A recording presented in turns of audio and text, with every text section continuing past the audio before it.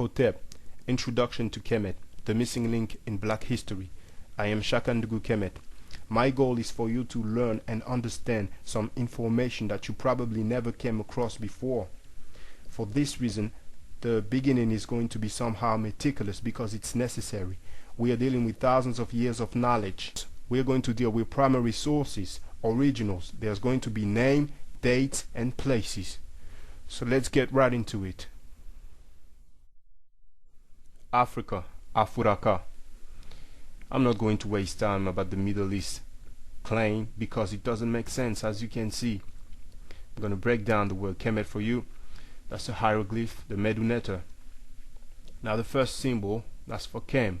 It's a piece of charcoal. I've crossed crocodile skin because that's what it's described as most of the time. Then you have the loaf of bread, that's the sound for T. Then the bird is actually a O, and that's for M. That sign there is the town, village, settlement, Egypt, Thebes. The numbers in bracket are the God in the list number, and it can be useful, even though our ancestors obviously didn't use that. Some of you might say, fine, okay, but where can we see Kemet? No problem. This is the second Kamose Stela, number J43, at Luxor Museum in Kemet, Egypt. We are going to see where it's showing. That's line 23. Slowly but surely we're getting there. Here it is, in the middle of your screen. There's a slight close-up with the Meduneta transcript underneath. How old is Kemet? Thousands of years old. The first dynasty starts around 3100 BCE.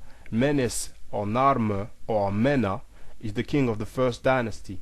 We're not even talking about pre-dynastic period. Some of you might wonder, really? Show and prove. No problem. Here is the royal list of Abydos located in Kemet. It gives in chronological order 76 kings from Menes, that's Narmer, to Seti I. Then you have the ancestors Sheper of King Jehutimes, commonly known as Thutmose III. It's from the Temple of Ammon in Karnak, number E13481 bis in the Louvre Museum in France. There's 61 names there from Menes to Jehutimes III. You have the Palermo stone around 2500 BCE, and that's located in Italy.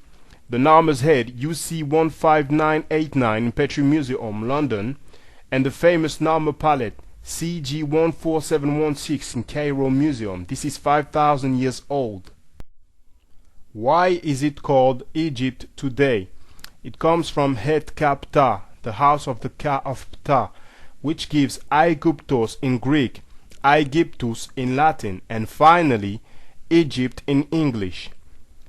Het Ptah is Memphis, and that's what the US town is named after. I am going to show you where our ancestors wrote Het Ptah about 3,000 years ago, but first I want you to get some understanding about the source that I will use. Pert M. Heru, commonly known as the Book of the Dead. It's a papyrus that's 3,000 years old, kept at the British Museum, number 10470. It's a compilation of spells and things to get you through the afterlife. It has to do with spirituality. Every time we quote the book, that's the edition that I'm on. You need to understand that there's all the versions, right? People will have that when they die, it'll be there with them in a coffin, and you have different ones, and I can give you examples. Here's the Pert M. Heru of Hunefer, around 1300 BCE, located at the British Museum. This one is the Pert M. Heru of Nat, same date, in British Museum again. Pert M. Heru of Nebseni, 1400 BCE, same location in London. Pert M. Heru of the scribe Nebked, that one is in the Louvre Museum in Paris, France. Those texts are derived from older ones called the Coffin text, and here's an example right there. Coffin text of Goa around 1800 BCE from Deir el-Bersha in Kemet, number EA30840 in the British Museum. That's well over 3,000 years old. The coffin texts are derived from older texts, which are the pyramid text. And there you can see the pyramid text of Unas around 2300 BCE. That's well over 4,000 years old. And then the pyramid text of Teti I in Saqqara, Kemet.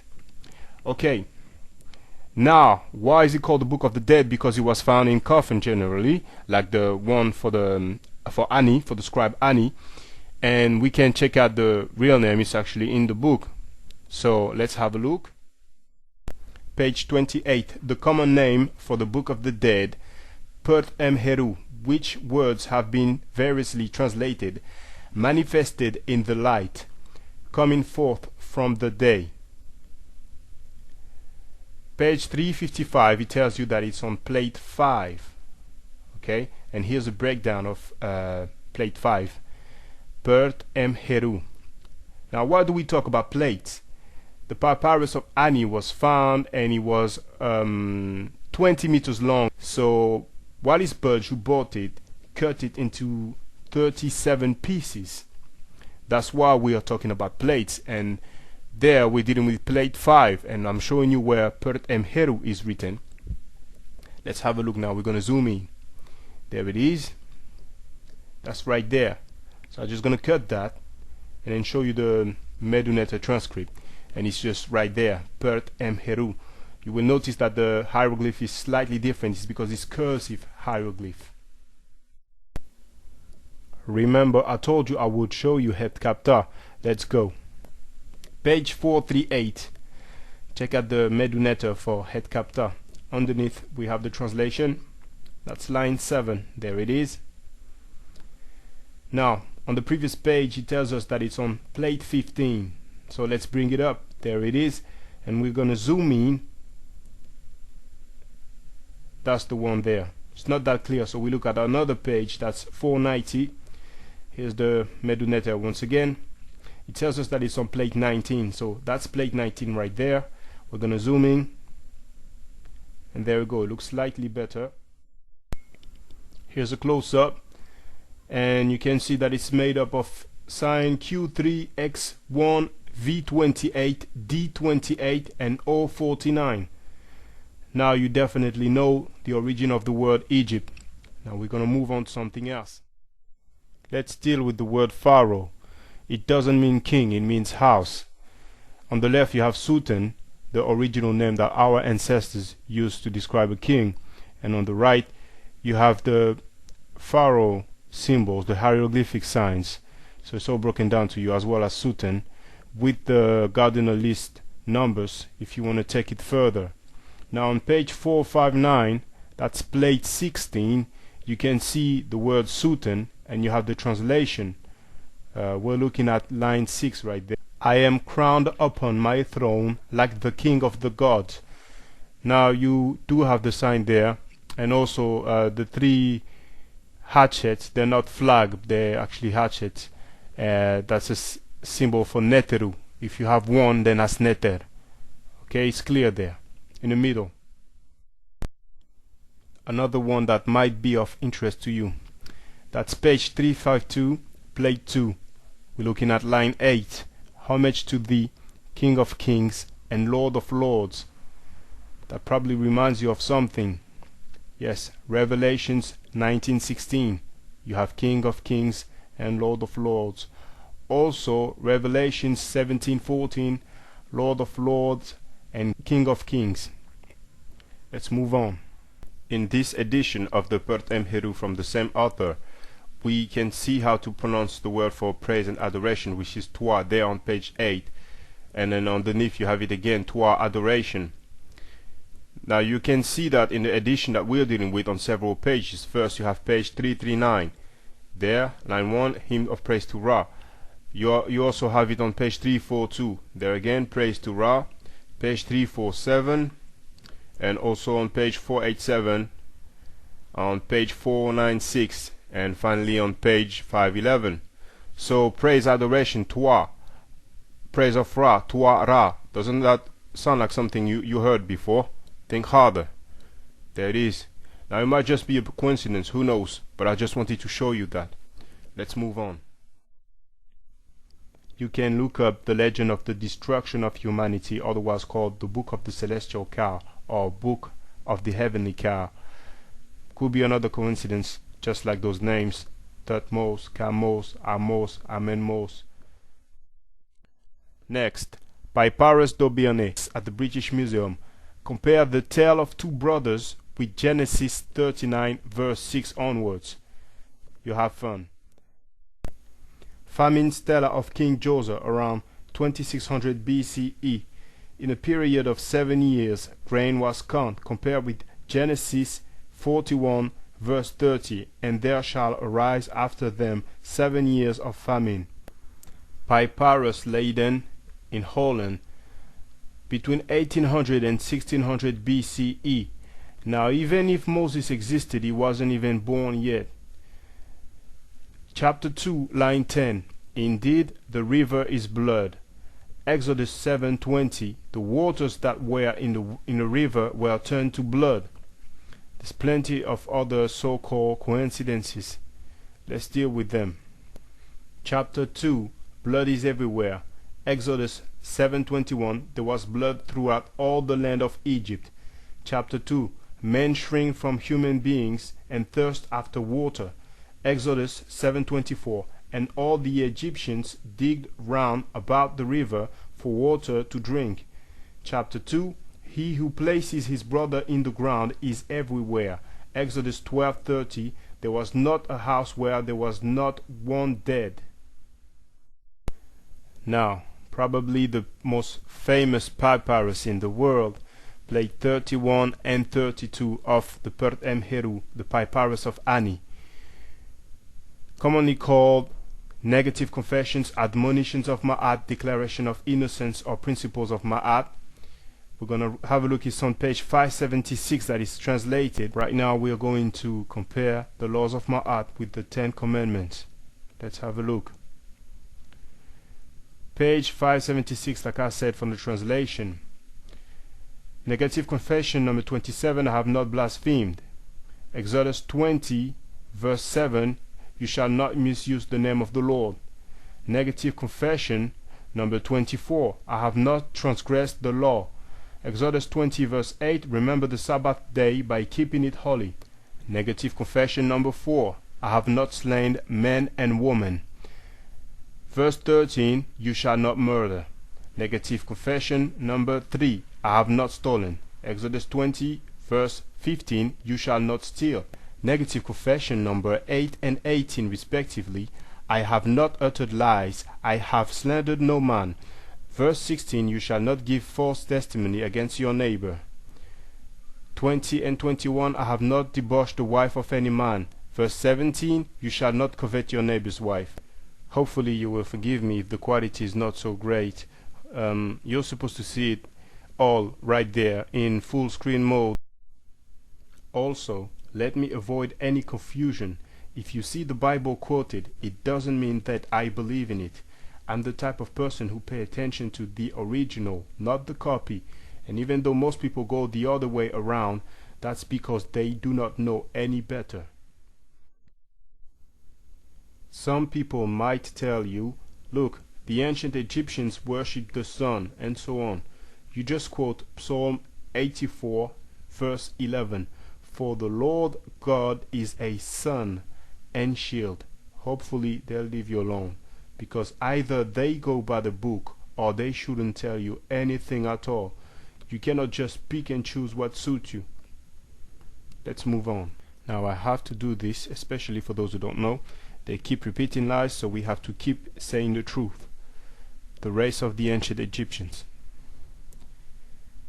Now, Herodotus, nicknamed the father of history, he lived way after Kemet was finally invaded, which was around 600 BC. He was there 200 years later, more or less. And still at that time, he said, thirdly, it is certain that the natives of the country are black with the heat. And in saying that the dove was black, they indicate that the woman was Egyptian. It goes on to say, the Egyptians said they believed that the Colchians were a portion of the army of Sesostris. That this was so I conjectured myself, not only because they are dark-skinned and have curly hair. And he used the word olutrikes for nappy hair. That's just in case they say that, it's a bad translation. Next we have Aristotle, who lived 100 years after Herodotus. He says, Those who are too black are cowards, like for instance the Egyptians and Ethiopians. He used the words agan melanes, which is Greek for excessively black. Once again, in case they try to pull that wrong translation thing. Next, Volney. He was speaking about the Copts.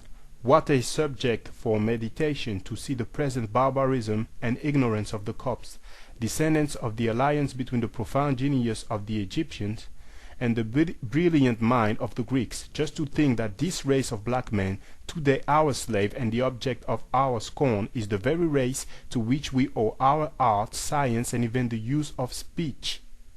Next, Champollion. You might have heard that name before. That's because he is the first European to decipher the hieroglyphs, thanks to the Rosetta Stone, which is in the British Museum. Now, he was writing to his brother, and he said, "We find there Egyptians and Africans represented in the same way, which could not be otherwise." Now I'm going to show you what he was describing. That's a painting from the tomb of Seti I. It represents the races of men as known by the ancient Egyptians. As you can see, it is greatly damaged and it doesn't look natural to me. I think some stuff were bothering them. They didn't want us to know, because not only you have the image, but also you have the Meduneta, the hieroglyph, which describes the scene. But anyway, there is that drawing there, which is supposed to represent what I just shown, and it suits them because they're trying to say that the darker complexion is a Sudanese, and then the one on the right is an Egyptian. But it's not the only place where they have shown the races of men as known to them, and Champollion actually talks about this in the letter to his brother. For example, there's the tomb of Ramesses III, and there's a German archaeologist called Lepsius who has made a drawing to depict that. Now, before I read it, I want to let you know that Cheikh Anta Diop actually used that image for the cover of his book Nation Nègre et Culture, which is the French equivalent to African Origin of Civilization, Myth or Reality. Now, what is written says, this painting from the tomb of Ramesses III, 1200 BC, shows that the Egyptians saw themselves as black and painted themselves as such without possible confusion with the Indo-Europeans, Caucasoids, or the Semites. It is a representation of the races in their most minute differences, which ensures the accuracy of the colors. Throughout their entire history, the Egyptians never entertained the fantasy of portraying themselves by types B or D. Now, A is the Egyptian seen by himself, black type, B is the Indo-European, C the other blacks in Africa, and D the Semite. Now, I do not know if that description is actually on Lepsius' book, because I haven't read it and I haven't seen it. But I know for a fact that the image is, because Job has made the references in his book, okay? Now, keeping with the topic, race and color, I want to address the red thing there. I know they're throwing that a lot.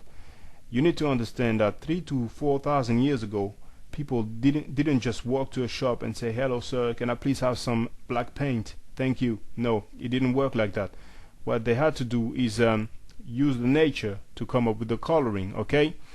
And one thing is the red ochre that was abundant over there, and I'm going to give references for you to see, and I'm going to show you even more. Let's have a look. Life and Death in Ancient Egypt by Sigrid Heder-Hoenes, page 19. Red was produced almost exclusively from natural iron oxides abundant in Egypt.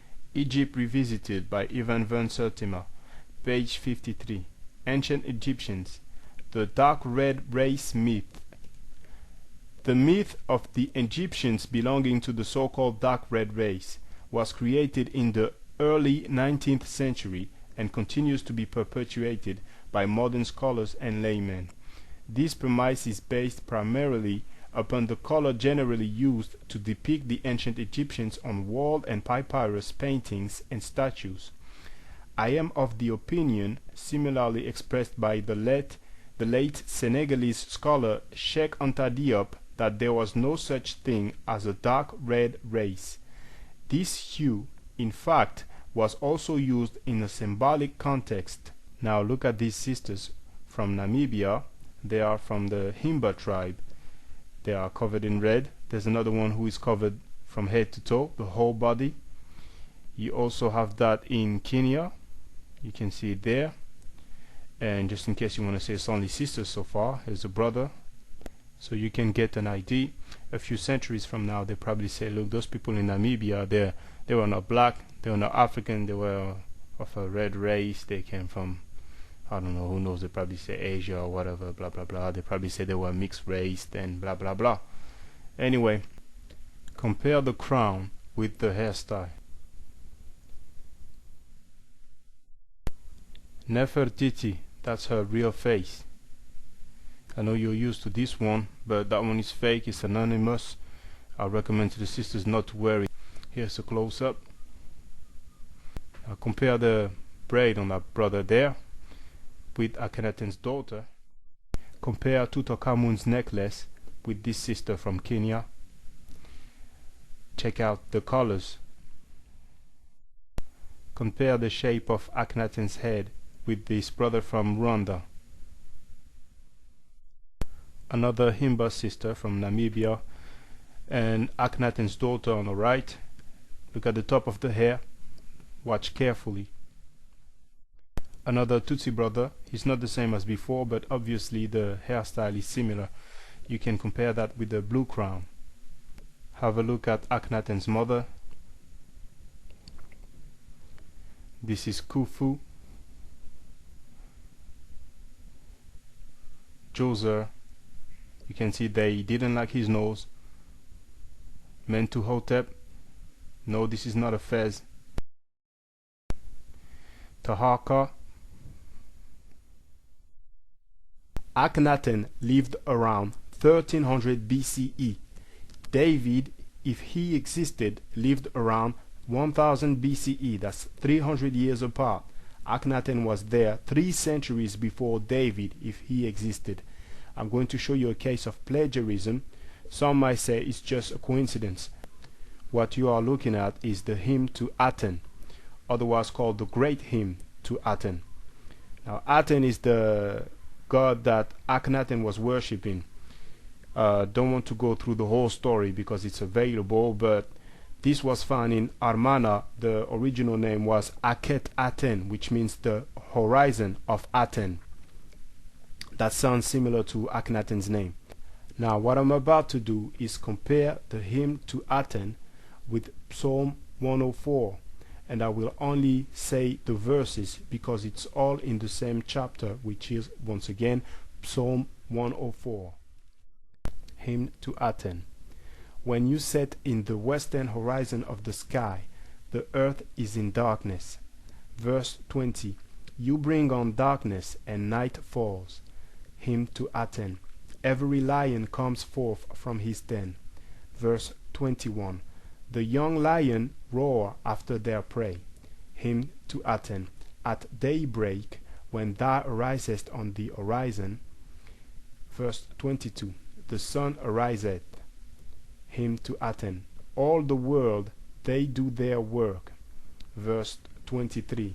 And man goes out to work. Hymn to Aten. Trees and plants are flourishing. Verse 16. The trees of the Lord are full of sap. Hymn to Aten. The birds which fly from their nests. Verse 12. Beside them the birds of the heaven dwell. Hymn to Aten. The ships are sailing north and south as well. Verse 26. There go the ships. Hymn to Aten. Who giveth breath to sustain all that he has made. Verse 29. When you take away their breath, they die. Hymn to Aten. You supply his necessities. Verse 28. That thou givest them, they gather. Hymn to Aten. How manifold it is, what thou hast made. Verse 24. O Lord, how manifold are thy works. Hymn to Aten.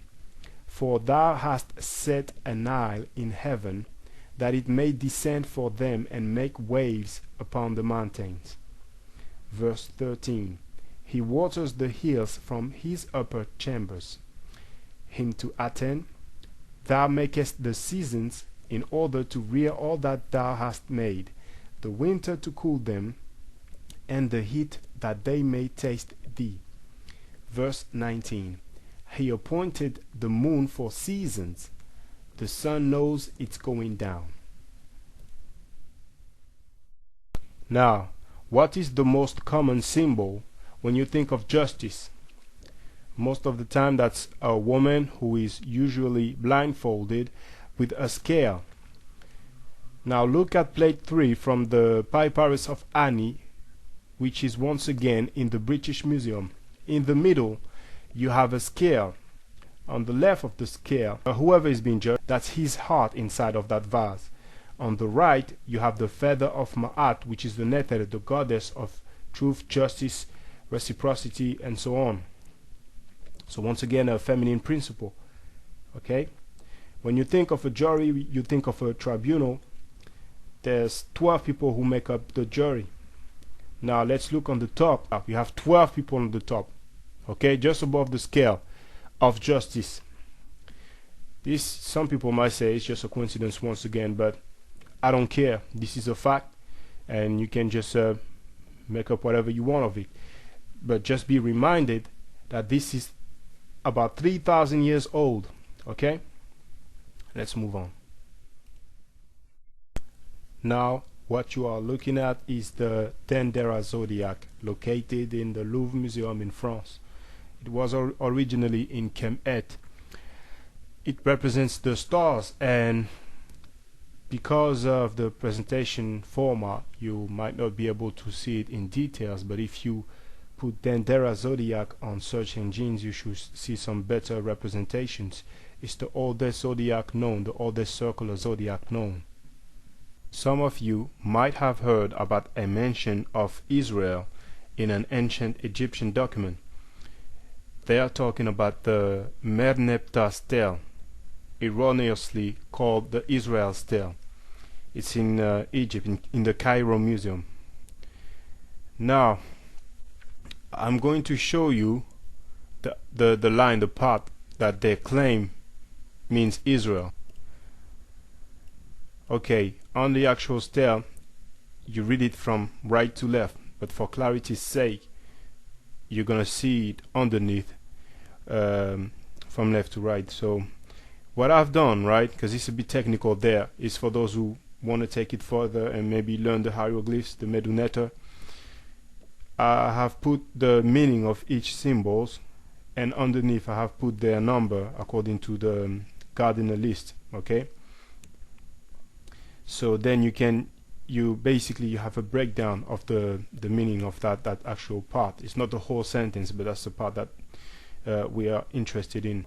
Some of those symbols you probably notice that there is no description, like no translations, because it doesn't actually mean a letter. It's just to give a better definition. You know, it's an ideogram, that's what it is. Okay, but basically what it spells is Isri-ar or Isrir. Okay, and that's how it's spelled most of the time. Okay, and another thing that's important, the last symbols is a man and a woman, and underneath you have the 3 strokes for the plural. So that tells you that it's talking about people, not an actual place. So it's talking about people. So saying that it means Israel is wrong, definitely. Okay, so if anybody is trying to throw that at you, then you know how to get back at them. All right, that's very important, because there's so many misconceptions. And the funny thing as well is that they are always trying to use, I mean, when it comes to archaeology, you know, and they try to have some legitimacy, they always have to go to the Egyptian documents. You understand? Anyway, let's move on. Now I think you would find this interesting. Daily Life of the Ancient Egyptians by Bob Brier, page 235. Egyptian woman gave birth sitting down, so gravity assisted the baby's exit, permitting less forceful contractions. Doctors probably did not assist at childbirth. That's what it probably looked like at the time. Then we are told how they will find out the gender of the child. on the same page he goes on to say, the woman urinated on 2 test patches of emmer and barley seeds for several days. If either grew, she was pregnant. If only the barley sprouted, she would have a boy. If only the emmer, it would be a girl.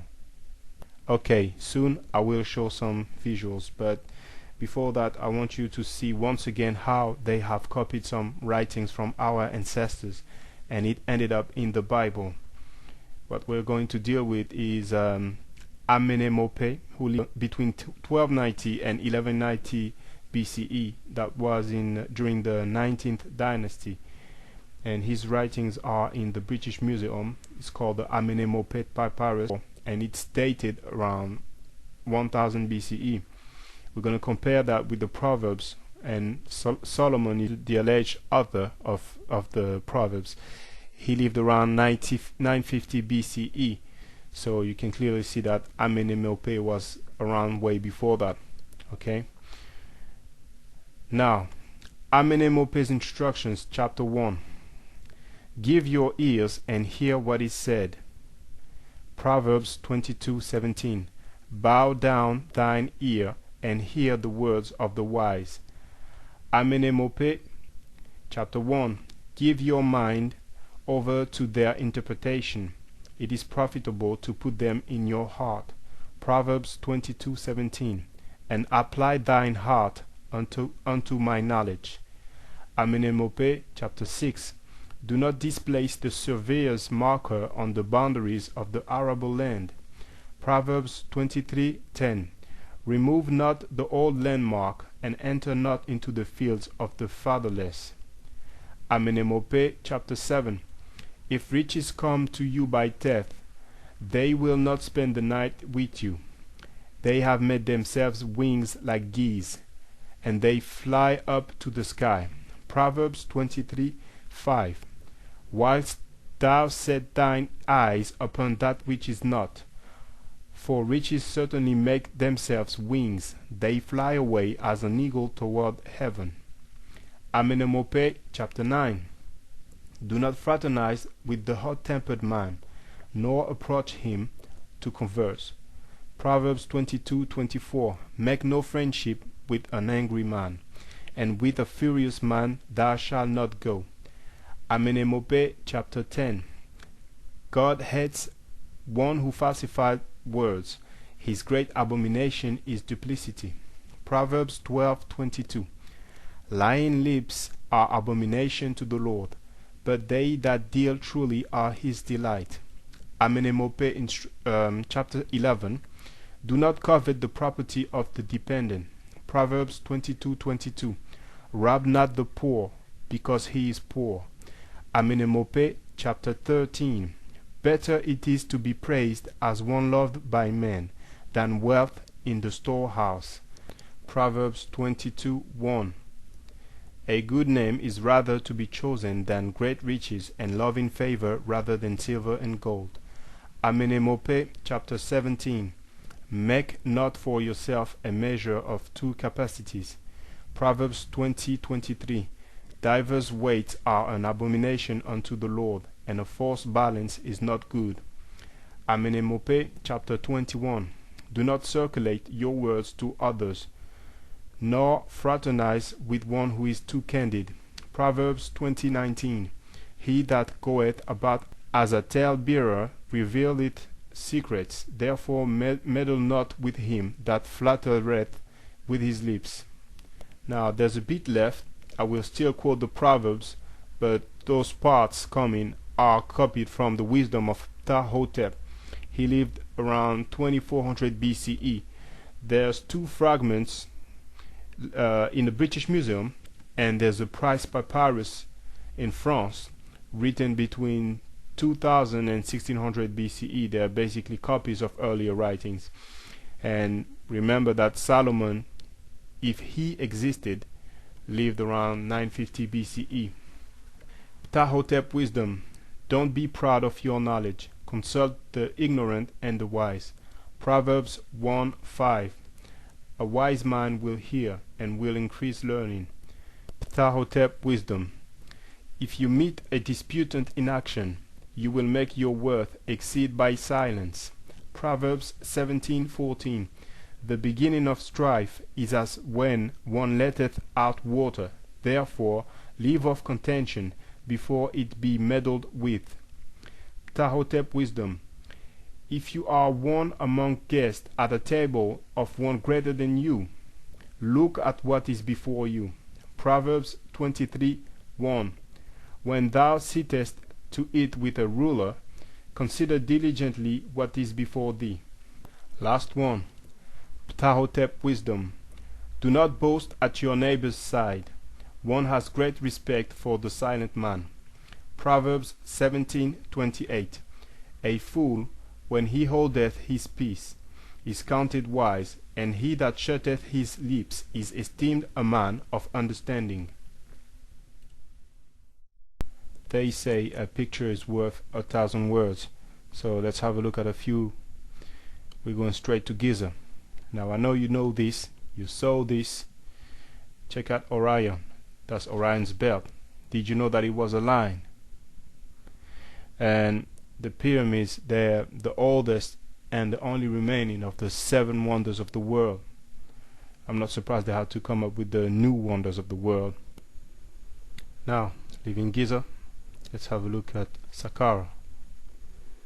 That's the step pyramid of Djoser, designed by Amenemope. You can see that was a long time ago. What you're seeing right now is Djoser's complex. This is Khufu's boat. It's quite large and still in good shape. Okay. Now, leaving Saqqara, let's have a look at Akhenaten. There's not much left. It was built only in 5 years, and it was abandoned 3,000 years ago. That was Akhenaten city, but there still remains.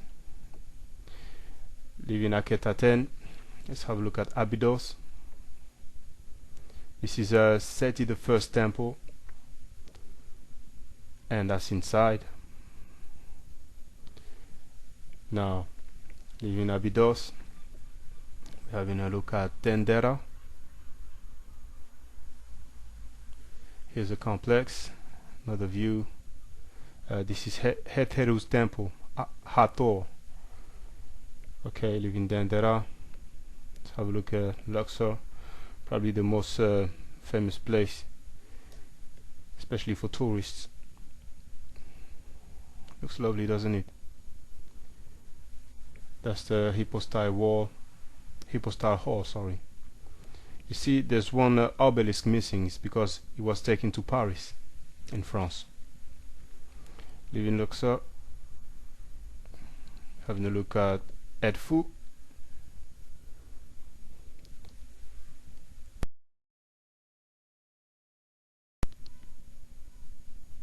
That's the rear view. Okay. Now we're gonna have a look at Kom Umbo.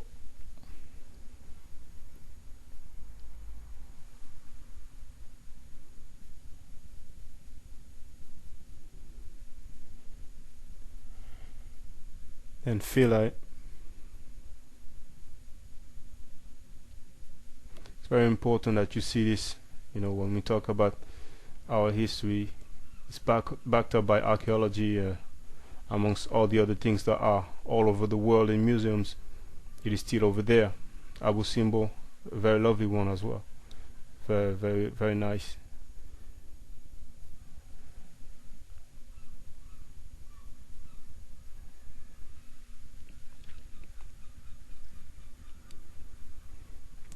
Ramesu II.